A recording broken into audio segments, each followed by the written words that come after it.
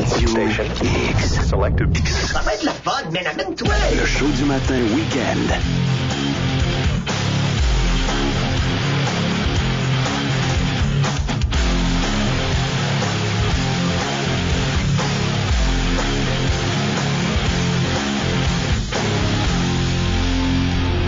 Il est 8h05 à Choix-du-X, 7 degrés sur Québec. C'est pas très chaud ce matin. Par contre, aujourd'hui, pas de probabilité d'averse, donc ce sera ensoleillé toute la journée. Ce matin, c'est le moment tant attendu pour ma part. C'est le temps de la chronique à Jean-Samuel Guy du site PRNDS, notre chroniqueur automobile. Salut Jean-Samuel. Le moment tant attendu. Ouais. Comment ça va? T'as pas cette impression-là quand tu rentres en studio? Ouais, tout le temps, mais ouais. Là, je reçois des appels la nuit qui me disent quand est-ce que tu fais ta chronique? On a hâte de t'entendre, Jean-Samuel. D'ailleurs, quand tu donnes ton numéro de téléphone comme ça, faudrait que tu t'assures de vider ta boîte de messages sur ton cellulaire, ça t'aiderait. Il y a quelqu'un qui m'a envoyé ça comme message? Non, moi j'ai appelé chez vous hier. J'ai rien que trois messages de disponibles dans ma boîte, puis c'est pas long que ça se remplit. Puis d'ailleurs, c'est toi qui finit par 1191, un truc de même? Ouais. Ouais, mais j'ai essayé de rappeler, puis là, ta blonde m'a répondu, elle a dit « Oui, allô? » J'ai dit « Oui, bonjour », puis là, elle a raccroché. Deux fois. Elle savait que c'était toi. Ben, j'imagine qu'elle savait que c'était moi, mais c'est pas, tu diras que c'est pas très jovial comme façon d'entretenir une relation avec le meilleur ami de son chum. Le meilleur ami! Ah ben, cette semaine, on se promène avec quoi, mon JS? On se promène avec une Hyundai Elantra coupée, que je suis pas convaincu, malheureusement. Puis, tu sais, ma chronique tournera pas autour de tout ça, mais je trouve que l'Elantra en soi est vraiment bien. Tu sais, elle arrive avec une nouvelle configuration cette année, notamment la 5 portes qui est la GT, et elle arrive aussi avec une configuration qui est à 2 portes coupées, mais la porte est énorme. On dirait vraiment qu'il y a du poids là-dedans. Puis j'en vois pas vraiment l'utilité. C'est sûr que c'est plus le fun d'avoir peut-être une espèce de petit aspect sportif. Mais malheureusement, je trouve que ça manque juste un petit peu de fluidité au niveau de la boîte de vitesse manuelle pour que ça soit vraiment génial. Toi, Mathieu, t'es-tu convaincu par l'Elantra coupé? J'aime la finition. Hyundai, c'est beaucoup forcé là-dessus. Ça, on se le cachera pas. Cependant, est-ce que ça me ferait acheter ce véhicule-là juste pour la finition? J'ai besoin d'une expérience, j'ai besoin d'un gros feeling. Je pense pas que ça va chercher mes attentes à ce point-là. Côté performance sur la route? Ben, c'est parce qu'on a l'impression que l'accent va rouler un peu plus que ça. Ah ouais? Ouais, l'accent qui est juste une petite affaire en dessous. Puis tu sais, moi, l'Elantra, je l'adore, je la conseille à tout le monde. C'est juste la version coupée que je suis pas convaincu parce que ça a comme une espèce de carence sportive. Puis là, t'as juste 10 chevaux de plus que l'accent, avec un poids qui est plus élevé, puis sans l'injection directe. Fait que... ça m'étonnerait pas, moi, j'aurais aimé ça justement aller au drag à Pont-Rouge pour mettre un accent 2012 puis mettre un Elantra. Bon, tu sais, peut-être que ça aurait fait des drôles de réactions, mais d'après moi, l'accent passe en avant. Mais ça aurait dépendu qui chauffe aussi, JS? Ah, dis pas des choses comme ça. Nos temps, t'es quasiment exact. Une seconde ou deux sur le drag, c'est quoi finalement? Hein? Pour ce qui est de l'espace d'aménagement? Ben, c'est sûr que comme toutes les voitures, tu sais, t'as pas le choix. Si tu veux embarquer des passagers en arrière, faut que tu avances le fameux banc, puis la personne se contorsionne pour rentrer à l'arrière. Mais je me suis rendu compte que la Ferrari FF, un véhicule de 350 000 $, fallait que tu fasses la même chose pour rentrer en arrière. C'est une nouvelle Ferrari à 4 places. Donc, peu importe ton statut social, si jamais t'embarques d'un véhicule qui est doté de 2 portes et de 4 places, t'as pas le choix de te contorsionner pour rentrer à l'intérieur. Mais quand même, le coffre est quand même très généreux. J'apprécie beaucoup ça, ce côté-là. Puis au niveau confort, c'est quand même très bien, mais Mathieu me soulignait quelque chose au niveau de la boîte de vitesse automatique. Il était quand même assez fan de cette boîte de vitesse automatique-là, n'est-ce pas? Ah, totalement. Est-ce qu'on parle d'ironie ici, là, présentement? Non, mais c'est vrai que la boîte de vitesse automatique est mieux sur l'Elantra que la boîte de vitesse manuelle, puis t'as pu t'en rendre compte sur la version GT. Effectivement, c'est quand même une 6 vitesses sur celle-là. Les changements de rapport sont pas si pire, mais encore là, j'aurais besoin d'un oomph moteur. Moi, j'achète un coupé. J'ai une attente envers un petit peu de quoi de sportif. Une conduite un peu plus sportive. Exact, mais on va pas chercher ça. C'est ça qui me déçoit. Si je veux me contorsionner pour embarquer des gens en arrière, pour leur donner quelques petites sensations aussi, c'est pas le véhicule. Pour ce qui est du design, des instruments à l'intérieur, ça ressemble à quoi? C'est hallucinant. C'est bien. C'est impressionnant. Puis, tu sais, si on commence par la carcasse extérieure, c'est une espèce de mouvement fluidique. Si je prends les propos de Hyundai, c'est vraiment dynamique, c'est élancé nouveau. Aussi. Élancé, c'est super bien fait. Puis la configuration 2 portes, moi je suis fan qui ait fait ça en termes de design, en termes d'esthétique. Je trouve ça bien. Mais si on sais, si on parle juste au niveau moteur, le moteur de 2 litres turbo, si je me trompe pas, est disponible. Ça aurait été intéressant de l'avoir. Puis quand on rentre à l'intérieur, au niveau de l'esthétique, c'est hallucinant comment c'est bien fait. Les configurations pour les commandes de chauffage, au lieu d'être juxtaposées, c'est tout simplement étagé. Donc, on retrouve une optimisation des composantes. C'est vraiment dynamique. J'adore ça. On pousse jusqu'aux couleurs aussi. L'utilisation du bleu, les contrastes. Quand on manque d'un véhicule, un beau tableau de bord, c'est attrayant aussi.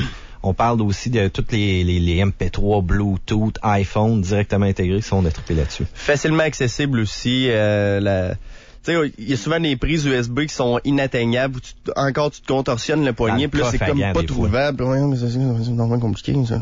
Ah, là, tu finis par l'avoir, là. C'est super facile. C'est rentré à la bonne endroit, puis en plus, t'as un petit espace pour ton téléphone. Tu sais, il pense à tout. Ça, j'aime bien, mais à savoir si j'étais capable de passer toute ma vie avec ça. Ah, c'est parce que t'as besoin de feeling, Jess. Ouais. T'as besoin d'apprécier, t'as besoin de sensations. Ça dépend toujours du consommateur aussi. C'est un gars émotif, ça. Ça vaut combien? Hyundai Elantra coupé? En fait, la version 4 portes débute dans les alentours de 15 000 $. Si tu veux avoir la version GT au coupé, tu dois ajouter un 4 000 $ de plus. Les deux versions, soit tu te rajoutes de l'espace, soit tu t'en enlèves un tout petit peu pour la version coupée. T'as pas le choix de grimper ça dans les alentours de 19 à 20 000 $. Puis le prix maximum avec les options, puis le gros kit, ça peut monter facilement à 25 000 $. Puis je vous dirais qu'essayez de rester calme lors de la position des crochets pour les options. Vous pouvez avoir un excellent véhicule, mais vous voulez pas que ça vous coûte une fortune non plus. Puis on dirait qu'un téléphone est en train de sonner dans mes poches. Ça, c'est vraiment important de pas oublier de le mettre sur vibration avant de rentrer dans la chronique. C'est qui, Jess? Je sais pas, appel manqué. J'ai pas pensé d'identifier cette personne-là. C'est bon. Puis d'ailleurs, ça me fait rappeler, si vous avez des questions sur l'automobile, n'hésitez pas à me contacter par téléphone 418-999-6949. Je suis là pour répondre à vos questions.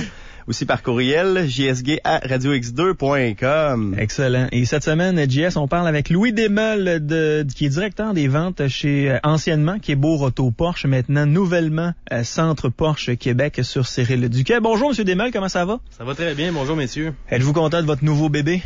Excité, oui, totalement. Ouais. Totalement. Enfin, la concession qui va avec le produit, avec ce que nos clients exigent. Et surtout à l'image aussi du produit. Oui, à l'image du produit et du fabricant, bien sûr. Non, enfin, très excitant. Une super belle concession sur Cyril Duquette qui a été...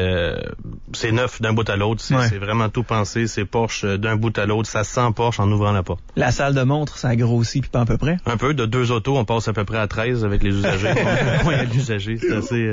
Voilà, c'est sûr que c'est pas la même chose, mais bon, fallait faire nos classes, on les a fait. Au total tout, vous avez combien de Porsche de disponibles là, pour les clients qui vont vous rencontrer? En ce moment, dans le véhicule neuf, j'en ai environ même un peu plus que 10. C'est quand même très rare chez Porsche. On sait qu'il y a beaucoup de commandes d'avance. Les gens bâtissent leur auto, puis les commandes, on les attend 3 à 4 mois de la livraison.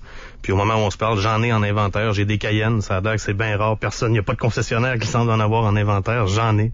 Puis des véhicules d'occasion, on essaie de monter tranquillement notre département d'occasion. Il y en a des belles, il y en a des beaux à avoir. On en a environ une 15aine pour le moment. Vous avez dû travailler fort pour avoir cette concession-là, parce qu'on sait que Porsche, ils vous laissent pas faire n'importe quoi non plus. Porsche, non. Vous avez certains standards. Oui, la propriétaire, du moins, a dû travailler fort là-dessus. Ne construit pas une concession qu'il veut bien. Là, je pense que ça prend déjà... plusieurs concessions, faut quelqu'un qui est capable de gérer des concessionnaires. Notre propriétaire l'a très bien prouvé dans les dernières années. Les démarches faites avec le fabricant, on veut une nouvelle concession, le fabricant débarque avec une équipe, puis c'est beau, on va bâtir une concession à l'image de Porsche. OK, c'est eux qui prennent tout ça en charge? Ils prennent pas tout ça en charge. Par contre, ils ont des exigences qui sont assez lourdes et pesantes, mais le produit final, je pense qu'il est là. Il est là pour le montrer qu'ils font bien de faire ça. Là, la concession, c'est à l'image de toutes les autres concessionnaires, même que celle-là, aujourd'hui, la nôtre, en tout cas, peut-être parce que j'y suis que je trouve ça, mais Porsche, je pense que c'est une des concessions qui respecte le plus les standards, je dirais même en Amérique du Nord. Là, il y a des concessions qui sont immenses et qui sont très belles, mais qui sont peut-être pas aussi neuves et à la fine pointe que la nôtre. Chez Québourg Auto, vous vendiez combien de véhicules par année? Si on parle juste de la division Porsche, il y a eu plusieurs années entre 50 et 60 autos. L'année passée, 80. Cette année, on va dépasser 100 autos. Puis on pense doubler notre chiffre de vente d'ici 3 ans. À ce point-là? Ouais. Seulement parce que vous avez changé d'endroit et que vous avez grossi la salle de montre, vous avez plus de modèles disponibles? Non, pas seulement pour ça. Oui, c'est sûr que ça va avoir un impact majeur. Déjà, on le ressent sur l'achalandage dans la salle de montre. Les vendeurs sont beaucoup plus occupés. Il y a beaucoup plus de monde. Il a fallu qu'on grossisse notre équipe. Vous avez des meilleurs vendeurs. Oui, ils se sont améliorés. Au moment où ils sont rentrés dans cette concession-là, ils se sont tous améliorés assez vite. Moi aussi. Mais la gamme est redessinée complètement. Tous les nouveaux modèles, le Cayenne qui est sorti en 2011, le nouveau modèle, le Panamera en 2010. Le Cayenne, c'est 50% de nos ventes. C'est extraordinaire comme VUS, à quel point c'est efficace. La 911 a été redessinée au début de l'année. En février, on a fait le lancement à l'Hôtel de Glace. C'est un véhicule extraordinaire. Motor Trend l'a même nommé Driver's Car of the Year. C'est la voiture, je pense, à essayer. Puis la compétition dans ce créneau-là est assez féroce. J'ai essayé, c'était trippant, là. Excuse-moi, JS, là, mais je l'ai essayé. D'ailleurs, JS, je l'ai essayé. Est-ce que je peux le redire, JS? JS, allô, t'es là? Ah, somme toute. Mais justement, grâce à Louis, on a fait l'expérience de cette 911 là. Et quel véhicule! Sérieusement, là, le feeling de conduite, la réponse que ça a, sans oublier le mode départ, le launch control, là, pour employer un terme anglophone. Sérieusement, c'est toute une bagnole. Je me rappelle pas qu'on ait essayé ça. Ah, oui, sur le circuit, Louis, tu te rappelles pas? Non, ça sent l'ironie. Puis en plus, il faut noter que les Porsche 911 sont les seuls véhicules en Amérique du Nord avec la configuration qui est encore avec le moteur en arrière des essieux arrière, si on compte pas la Smart, bien sûr, qui... tu sais, faut pas dénigrer c'est pas que j'aime pas la Smart, c'est pas que c'est pas une bonne voiture. Ça se compare pas. Ça se compare pas. Pas tout à fait les mêmes performances sur Nürburgring. Non, exactement. Quand on rencontre un propriétaire de Porsche, il me parle souvent, moi, de la culture Porsche. Vous la définiriez comment, cette culture-là? Dur à définir. Les Porschistes, les gars s'amusent à s'appeler des Porschistes ensemble. Je pense que c'est assez une preuve de l'intérêt que les gars ont à s'associer, puis à se parler, puis à promouvoir le culte. Là. Les gars de Porsche ont commencé avec des vieilles Porsche, on rajeunit. Les gars commencent avec des Boxster à 20 000 $, ça monte tranquillement, ça change les autos, ça passe au 911, des fois jusqu'au véhicule neuf, puis il y en a qui changent bien sûr à chaque année ou à chaque printemps. Parce qu'au-delà de l'argent, il y a une fierté qui vient avec ça aussi d'avoir une Porsche. Une bonne notoriété aussi, hein. Mais mis à part la notoriété, si on parle juste de conduite puis de feeling, comme tu viens de mentionner, une 82, c'est le fun. De lever le toit, de le placer, de s'en aller, de passer les vitesses, le son que ça a, le feeling que ça a. On est dans une auto qui semble être une vieille auto, puis Colin, ça roule, c'est doux, c'est confortable, c'est le fun, il y a un feeling qui est là. En fermant la porte, en démarrant le moteur, on se sent complètement dans un autre monde. C'est plus un moyen de déplacement, c'est un trip, c'est une passion, puis les gars, je pense, tout le monde qui en ont essayé l'ont ressenti tout de suite, puis les Américains ou même les Allemands s'amusent à appeler ça le Porsche Smile, le sourire du gars de Porsche qui débarque de son auto puis ça paraît qu'il vient de sortir d'une Porsche. Je pense que ça d'accord avec toi, Louis. En plus, moi, j'ai fait une gaffe dans le temps, je suis obligé de me confesser. J'ai déjà eu un 928S, tu sais, avec les lumières, là, quand t'allumais, qui se retournaient, là, comme ça, sur le véhicule. Totalement un style, un petit peu ancien, avec le V8 5 litres. Je m'avais acheté ça pour un été, puis j'ai dit, je vais le garder pendant un bon bout de temps, puis tu sais, je vais peut-être le revendre plus tard. Puis j'ai dit, je vais le mettre tout de suite sur des petites annonces. Ça a pris 3 semaines qu'un gars est venu le chercher.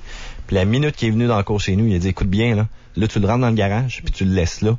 Voici l'argent, je reviens telle date le chercher, je veux plus que tu y touches. Un Porschiste. Wow, ok, finalement, la gaffe de ma vie.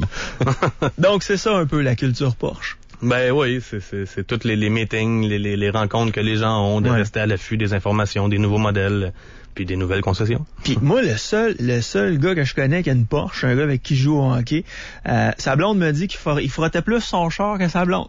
Un classique, hein, ça? On dirait que ces gens-là deviennent passionnés puis omnubilés par leur voiture.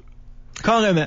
C'est comment je te dis? C'est leur bébé. C'est leur bébé, littéralement. Ouais. Écoute, t'investis quand même beaucoup dans un véhicule comme ça, tu y fais attention, puis ça devient quasiment une partie de ta vie, oui. Mais écoute, c'est comme n'importe quelle passion. La minute que t'embarques dedans, écoute, t'as pas le choix de suivre. Puis comme mentionne Louis, cette culture-là est assez présente. Mais pour le ressentir, faut que t'essayes un véhicule Porsche. Faut que t'en ailles un. Louis l'a mentionné tantôt, dans l'occasion, t'es capable d'aller te chercher un Boxster pour 20 000 $. Ouais. Puis c'était un des véhicules aussi qui est très fiable au travers du temps. Fait qu'écoute, 20 000 $, décapotable, beau petit véhicule marqué Porsche, t'arrives pour te parquer sa grande allée, t'es servi comme un roi. Fait qu'écoute, oui, t'adhères à ça, et ce, rapidement. Quand on a un véhicule d'occasion, nécessairement, quelquefois, il faut remplacer des pièces. Le prix des pièces, est-ce que c'est exagéré ou c'est quand même un bon rapport qualité-prix, là? Ben, l'entretien d'une Porsche, là, honnêtement, c'est surprenant à quel point c'est plus accessible que les gens pensent. Les gens qu'on compare ça à des véhicules de prestige ou exotiques comme des Ferrari ou des Lambo, puis c'est pas le cas. Là. C'est vraiment, si on pense exemple à un VUS d'une marque à volume, c'est à peu près le même prix. Quelqu'un qui entretient bien ça, il y aura pas de surprise majeure. Là. Mis à part quelqu'un qui oublie de l'entretenir pendant une couple d'années puis qui fait pas attention, mais c'est sûr qu'à un moment donné, si on a à se rendre plus loin que des composantes qui ont à être changées périodiquement, ben là, ça peut coûter des fortunes, mais quelqu'un qui entretient bien ça, il y aura pas de surprise, puis c'est un tank, c'est un auto qui est fait pour être utilisé. À la base, ça a été bâti pour aller sur une piste de course. Je connais des gars qui font du circuit, justement, ils ont des Porsche, puis la seule chose qu'ils mettent là-dessus, c'est des freins, de l'huile, puis un petit entretien général là, pour être sûr que tout est solide là, quand tu frappes les vibreurs. Là. Puis pour certains, des pneus, mais bon. Oui, ça aussi. Ça, c'est un autre petit budget qu'il faut qu'on se prévoit de plus parce qu'une Porsche, c'est pas en 14 pouces, bien entendu. Louis Desmeules, vous êtes directeur des ventes chez Centre Porsche Québec sur Cyril Duquette, nouvellement sur Cyril Duquette. Ça ressemble à quoi, le métier de directeur des ventes chez Porsche? Vous êtes souvent appelé à voyager, j'imagine. Voyager, oui, avec Porsche, oui. Dans les autres marques, peut-être un peu moins. Porsche, malheureusement, on a allé à des lancements assez intéressants, quelques endroits différents dans le monde. Pour reparler de ça avec Jean-Samuel, à mon grand plaisir, le lancement de la 911 était à Newport Beach, en Californie. Ah oui? C'était pas désagréable du tout. Et quand Porsche organise quelque chose, ils le font de manière assez spectaculaire. Là, on aurait dit dans le désert, un ancien aéroport désaffecté où est-ce qu'ils ont monté un chapiteau Porsche incroyable en lien avec Pirelli. Puis il y avait même des hangars, il y avait même écrit Top Gear sur un des hangars. Je vois vraiment pas ce que c'est, Jean-Samuel. Peut-être tu pourrais nous éclairer là-dessus. Longue ligne droite, je présume aussi. Je suis tellement jaloux. Et vous allez prochainement en Allemagne? Faut aller, ouais. Le Porsche Canada trouve que l'équipe de vendeurs et directeurs des ventes à la grandeur de leur concessionnaire au Canada est un peu jeune. Ils veulent envoyer tous les jeunes voir l'Allemagne se teindre un peu de l'attitude du fabricant. Puis je pense qu'en Allemagne, ça risque d'être assez intéressant. Est-ce que vous allez faire des essais routiers dans ce coin-là? Ouais, ils parlent peut-être de visiter de faire entre une usine à l'autre usine un petit tour sur Autobahn. Je pense que c'est pas tout à fait la 138 dans ce coin-là. Mais... Non. Ça, c'est, pour le préciser, Autobahn signifie autoroute en allemand, mais c'est vraiment particulier à l'Allemagne que de vraiment avoir certains endroits de cette Autobahn-là qui est sans limite de vitesse ou à limite de vitesse vraiment élevée. Donc, tu sais, des fois, on est comme sur une espèce de gros ovale, là, en circuit fermé, puis on n'est pas sur l'autoroute pantoute. Puis là, on roule à peu près à 180 dans une voiture allemande. Là, on se dit, Colin, on dirait que cette voiture-là est née pour rouler à cette vitesse-là. Ben effectivement, oui, c'est vraiment conçu pour rouler à des vitesses comme ça. Donc, puis à 180, Jean-Samuel, tu peux passer à 3e vitesse. Hein? Ouais, c'est ça, c'est pas de problème. On est loin de la petite camionnette. Là, je suis tellement un néophyte. Monsieur Desmeules, vous êtes disponible pour rencontrer les clients chez vous, chez Centre Porsche Québec? Définitivement, que l'équipe qu'on vient d'agrandir encore, on vient de mettre quelqu'un juste pour les véhicules d'occasion, même si j'ai 3 conseillers en ce moment, les 3 sont aptes à répondre, que ce soit les véhicules d'occasion ou les véhicules neufs. Là.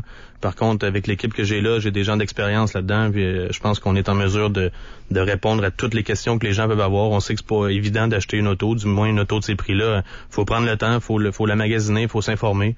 Puis le concessionnaire Porsche, je pense que c'est la meilleure place pour prendre des informations pour cet achat-là. Hey, je suis curieux un peu. Dernière question avant de vous laisser partir. Processus de décision, ça prend combien de temps chez quelqu'un qui se présente là, chez Porsche? Entre 5 minutes et 14 heures. Ah ouais?